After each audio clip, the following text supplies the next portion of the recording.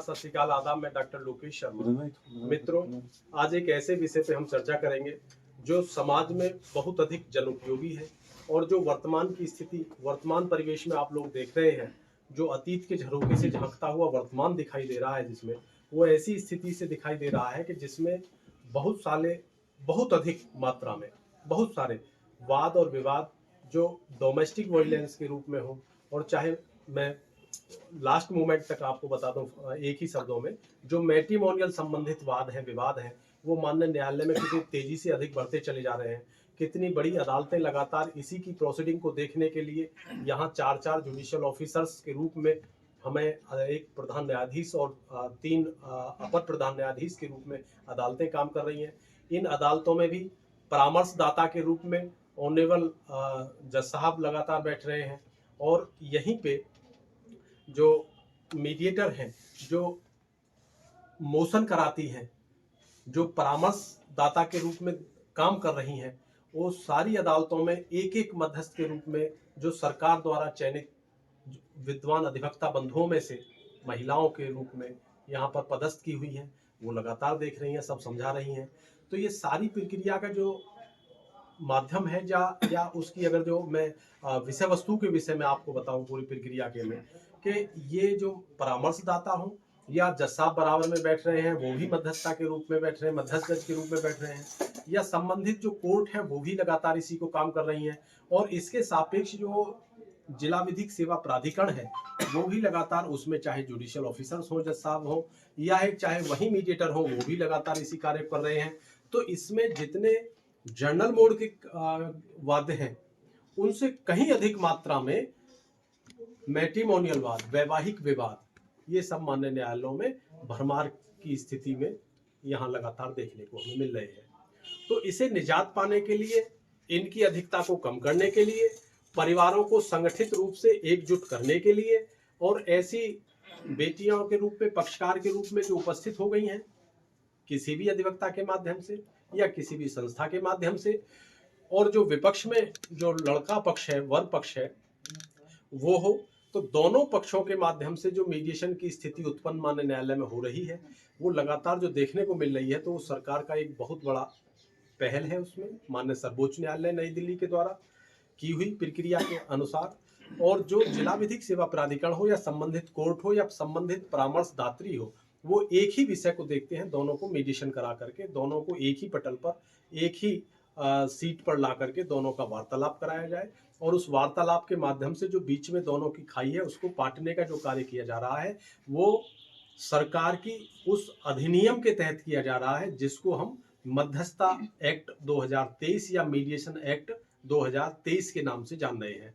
ये अगर जो देखा जाए, मैं इसको हल्के से मैं आपको बता दूं, ये अगस्त 2023 में राज्यसभा और लोकसभा से पारित हुआ, और उसके बाद में 14 सितंबर 2023 को राष्ट्रपति की मंजूरी मिलने के बाद में ये एक्ट का रूप लिया, इसने अधिनियम का रूप लिया, जो संपूर्ण देश भर की प्रत्येक जनपद में वे जो भी अदालतें चल रही हैं वहां सब में प्रभावी रूप से लागू कर दिया गया।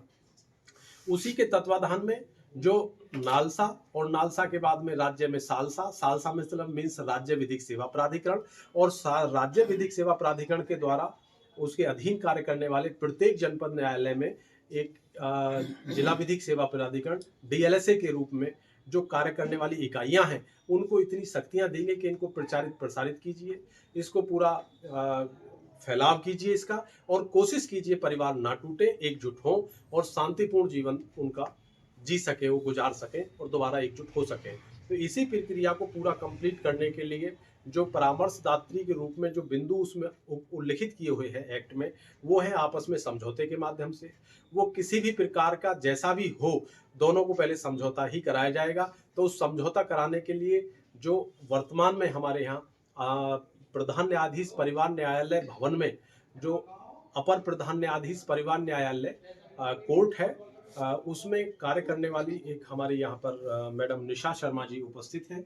उनकी बहन जो पूर्व में भी लगातार मीडिएटर रह चुकी हैं, वो भी उपस्थित है, श्रीमती उषा शर्मा जी। तो आज निशा शर्मा जी जो वर्तमान में काम कर रही हैं, तो वो अभी आपको पूरा इस विषय पे जो मीडिएशन वो कराती हैं संक्षेप में वो बताएंगी। लेकिन आज इसी प्रक्रिया के लिए दोनों का मैंने परिचय आपसे कराया। इसी प्रक्रिया को पूरा मूर्त रूप और पूर्ण रूप देने के लिए हमारे बीच में परम आदरणीय अतिरिक्त जिला जज साहब श्री सीपी सिंह साहब हैं। उनसे भी मैं गुजारिश अनुरोध करूंगा, लेकिन उससे पहले जो मीडिएशन की प्रक्रिया बताने की इच्छा जाहिर कर रही हैं वो निशा शर्मा जी, वो अभी आपको बताएंगे कैसे मीडिएशन कराते हैं। नमस्कार, मैं निशा शर्मा। मैं फैमिली कोर्ट में परामर्शदाता काउंसलर के रूप में कार्य करती हूँ।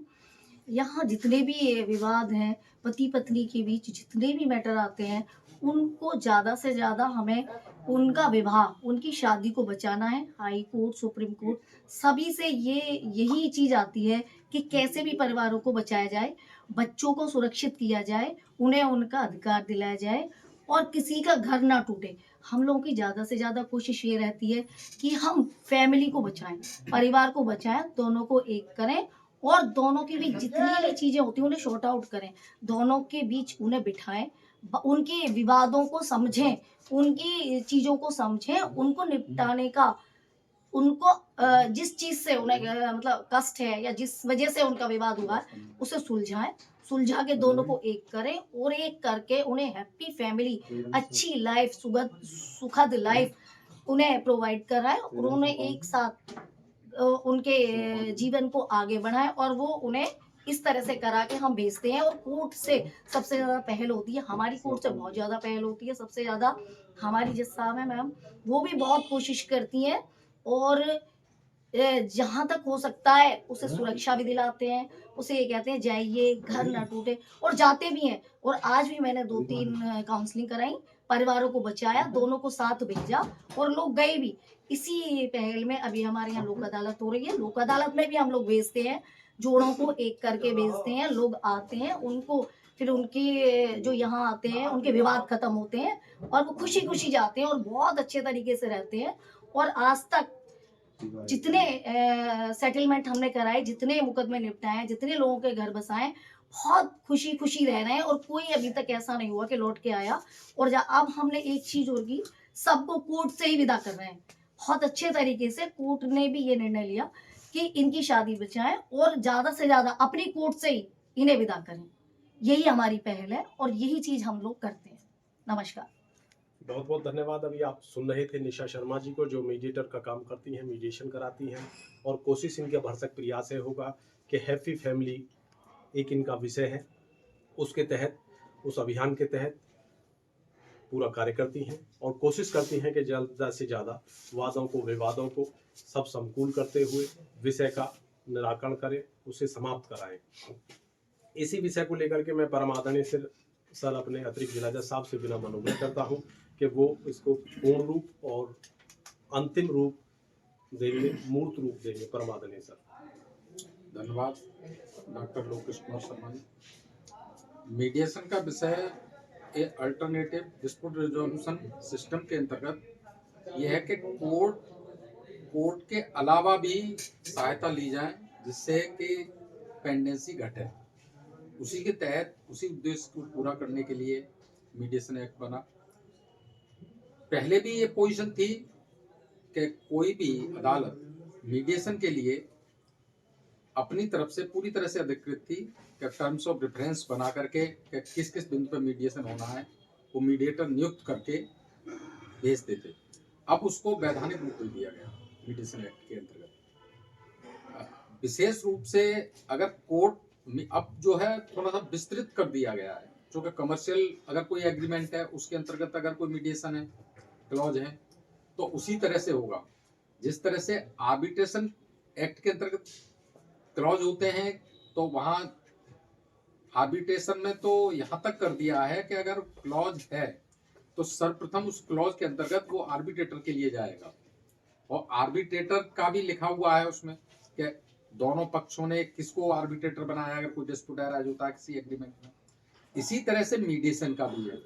मीडिएशन में जो अगर एग्रीमेंट है आपका पहले से और उसमें क्लॉज है मीडिएशन की कि अगर कोई विवाद उत्पन्न होता है तो मीडिएशन के लिए जाएगा। मीडिएटर कौन होगा, क्या होगा, वो मीडिएट एक्ट के अनुसार उनके प्रावधानों को संज्ञान में लेकर के मीडिएटर नियुक्त हो जाता है। अब मीडिएशन कई स्तर पर होता है। जो चलने वाले जो केस हैं उनका मीडिएशन भी होता है, जैसे हिंदू मैरिज एक्ट के अंतर्गत, जैसे अभी जो काउंसलर हैं वो बताया, उसमें वो जो मीडिएशन शब्द प्रयोग करके उन्होंने काउंसलर ही शब्द प्रयोग कर दिया है हिंदू मैरिज एक्ट के अंतर्गत। काउंसलिंग का भी मतलब लगभग वही है जो मीडिएशन का है, उसमें भी समझाना ही होता है जो बात चल रहा है। तो ये मैंडेटरी क्लॉज है कि हर केस को, यद्यपि जितने भी वो हैं उसमें मीडिएशन के लिए, तलाक के में तो 100% भेजा जाएगा मीडिएशन के उनके विवाह को बचाया जाए। अन्य केस के लिए इतना जरूरी नहीं है, पर तलाक के लिए तो 100% भेजा जाएगा, हर हालत में भेजना चाहिए। और वो उनको काउंसलिंग करेंगे, यानी दोनों को समझाएंगे, और उसके बाद जो समझाने का जो रिजल्ट निकलेगा, फिर उस रिजल्ट से कोर्ट में जाकर के वो जो अगली प्रक्रियाएं दोनों ही केसों में होंगी वो कोर्ट में ही होंगी, उन केसों में जिनमें केस चल रहे हैं। अब एक समस्या आती है कि कुछ ऐसी भी एप्लीकेशन आ जाती है जिसमें प्री लिटिगेशन में मीडिएशन होते हैं। तो प्री लिटिगेशन में जो मीडिएशन होते हैं वहां भी समझाने की यही होती है कि आप आगे केस लड़ने से पहले एक बार समझ लें, अगर मैट्रिमोनियल डिस्प्यूट है तो आप प्री लिटिगेशन में उस तरह से उसे निपटा लें। दोनों अगर अलग रहना चाहते हैं या साथ साथ रहना चाहते हैं, अगर किसी तरह से मेंटेनेंस का डाल दिया और जाने को तैयार है, तो वो मीडिएशन में सभी प्रकार के सेटलमेंट होते हैं, और दोनों ही पक्षों को कोशिश यही की जाती है कि विवादों को कोर्ट में न लाएं। प्री लिटिगेशन स्टेज पर जो मीडिएशन होते हैं उसमें मेन जो मीडिएटर होते हैं उनका उद्देश्य यही होता है कि कोर्ट में न जाए विवाद, कोर्ट से बाहर ही कर लिए जाए, क्योंकि बाहर करके चूंकि उसमें टाइम बाउंड है, 2 महीने के अंदर हर हाथ में उसको डिसाइड करना है, तो 2 महीने में हो जाएगा। और एक स्थिति है 3 साल में नहीं होता। अभी मेरे सामने एक केस था, मैं मीडिएशन कर रहा था, तो उसमें निकल के आया कि एक 125 का पुरानी सीआरपीसी के अंतर्गत 125 का था, मेंटेनेंस का वाइफ ने डाला और 2023 में डाला, और अभी तक निर्णय हुआ नहीं हुआ उसका, कोई एक्स पार्टी चल रहा है। मुझे भी बहुत ताज्जुब हुआ, मैं चूंकि मैंने खुद एज ए प्रिंसिपल जज फैमिली कोर्ट ये सब किए हैं केस, मैं नहीं समझ रहा हूँ कि 125 का केस हो और उसमें 4 महीने से ज्यादा लग जाए। अगर उसका पता सब कुछ है, रजिस्टर्ड डाक से एक बार भेज दी गई और उसमें रिफ्यूजल लिख दिया, और एक इंडिपेंडेंट पब्लिक सर्वेंट ने लिखा कि लेने से रजिस्ट्री इनकार किया, तो नंबर 1 जजों को इंसिस्ट नहीं करना चाहिए कि दोबारा फिर भेजिएगा, क्योंकि कहीं भी तामीला के लिए ये प्रक्रिया वैधानिक नहीं है कि एक बार भेज दिया, लेने से इनकार कर दिया, अगर वो दोबारा भी लेने से इनकार कर दिया तो फिर तीसरी बार भी भेज। तो जब प्रक्रिया है ही नहीं तो अपनी कोई प्रक्रिया नहीं चलानी चाहिए, पहले का ही मान लेना चाहिए, तो केसों का डिस्पोजल जल्दी हो जाएगा। अब एक्स पार्टी में तो बहुत ज्यादा वो भी नहीं होता, आप केवल वैधानिकता देखते हैं कि मेंटेनेंस कितना है क्या है। तो मेंटेनेंस जैसे केस जो सीआरपीसी में मेंटेनेंस का दिया गया, वो इसीलिए दिया गया कि इसका एक तरह की मिसलेनियस दर्ज करके एप्लीकेशन जल्दी से जल्दी इनका निर्णय हो, तभी लेजिस्लेशन का उद्देश्य पूरा होता है। अगर 3-3 साल तक मेंटेनेंस का लटका रहेगा तो फिर कहाँ मेंटेनेंस है? फिर ये तो refusal of the maintenance on the base by the जजेस हो गया एक तरह से, मतलब पति तो दे ही नहीं रहा, और या जो लेने वाला है मेंटेनेंस सब तरह के होते हैं, पत्नी के भी होते हैं, बुजुर्गों के भी होते हैं, तो उस हिसाब से तो रिफ्यूजल ही हो गया एक तरह से। 3 साल वो कहाँ भीख मांगेगा। तो कोशिश यही होनी चाहिए कि मेंटेनेंस के केस को विशेष रूप से प्रायोरिटी के आधार पर लेना चाहिए, और प्रायोरिटी के आधार पर ही उसकी वसूली करनी चाहिए, और वसूली के लिए भी प्रावधान है। अगर आप इसमें नहीं करते तो इनकी जो भी, अगर कोई सीआरपीसी के अंतर्गत उसमें दिए हुए हैं, सब सीआरपीसी में सभी प्रावधान है, अगर आप सीआरपीसी में देखेंगे तो 125 का स्पेसिफिक प्रावधान दिया हुआ है 128 के अंतर्गत कि कैसे वसूली होगी। परंतु इसके अलावा भी अन्य ये है कि अगर कोई ऐसे आदेश जो सीआरपीसी के अंतर्गत किया गया है या नए एक्ट के अंतर्गत किया गया है जो बना है, तो और उसको अनुपालन, अगर उसका अनुपालन होना है तो उस आर्डर में उसकी रिकवरी फाइन की तरह से ही होगी, और फाइन की recovery as a land revenue हो सकती है, सीआरपीसी के अंतर्गत ये दिया हुआ है। अब जब लैंड रेवेन्यू के रूप में कोई रिकवरी होगी तो लैंड रेवेन्यू के रिकवरी जो करेगा, आप आदेश भेजेंगे तो रेवेन्यू अधिकारी के पास ही भेजेंगे। संभवतः अभी इसमें नहीं बताया, परंतु अभी डॉक्टर लोकेश शर्मा जी ने भी बताया था कि इस तरह की रूलिंग भी आ गई है। ये प्रावधान पहले से थे, वो तो ये है कि अलग से देखे नहीं या किसी के उसमें नहीं आए। ये जो मैं बता रहा हूँ सभी प्रावधान थे। यानी अगर फाइन के रूप में ही रिकवर होगा, और फाइन को सीआरपीसी में दिया हुआ है, हम लैंड रेवेन्यू के रूप में रिकवर करने के लिए अधिकृत हैं, और लैंड रेवेन्यू के रूप में जब रिकवर होगा तो वो रेवेन्यू अधिकारियों के पास जाएगा सर्टिफिकेट, और उससे कहेंगे कि आप रिकवर करके दीजिएगा। यहीं तक नहीं रहना चाहिए, रहना तो यहाँ तक चाहिए कि जितने भी केस लैंड रेवेन्यू के रिकवरी के लिए भेजे जाएं, उसमें 1 महीने में अगर रिकवर नहीं करके जाते हैं तो तुरंत संबंधित मजिस्ट्रेट बिल्कुल अधिकृत है, संबंधित जज बिल्कुल अधिकृत है, उनकी भाई इसमें बताइए क्या कार्रवाई हुई अब तक, मेंटेनेंस का केस है कि इसमें रिकवर क्यों नहीं हो पा रहा है। तो आप उधर भी कर सकते हैं और उस प्रक्रिया को इधर भी कर सकते हैं।